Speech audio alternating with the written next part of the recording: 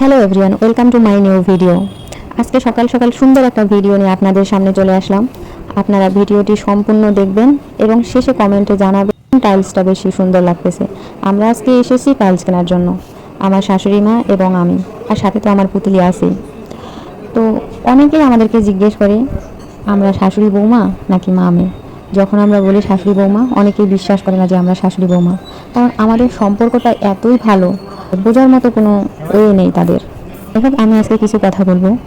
বিয়ের পর আমার শাশুড়ি মা আমাকে অনেক ভালোবাসতো, এটা দেখে আমার ফ্রেন্ড সার্কেল অনেকেই আমাকে বলতো প্রথম প্রথম এরকম ভালোবাসা সবাই দেখায়, 6 মাস 1 বছর গেলে বোঝা যাবে।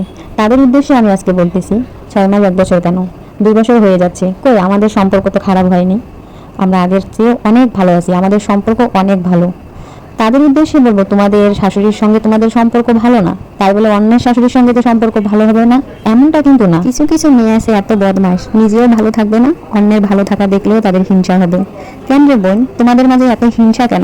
একটা কথা সবসময় মাথায় রাখবেন, অন্যের মঙ্গল চাইলে সেই মঙ্গলটা কিন্তু নিজের হয়। তাই বেশি বেশি অন্যের ভালো চাইবেন, তাহলে নিজে ভালো থাকতে পারবেন। অন্যের হিংসামি করে কোনো লাভ হবে না।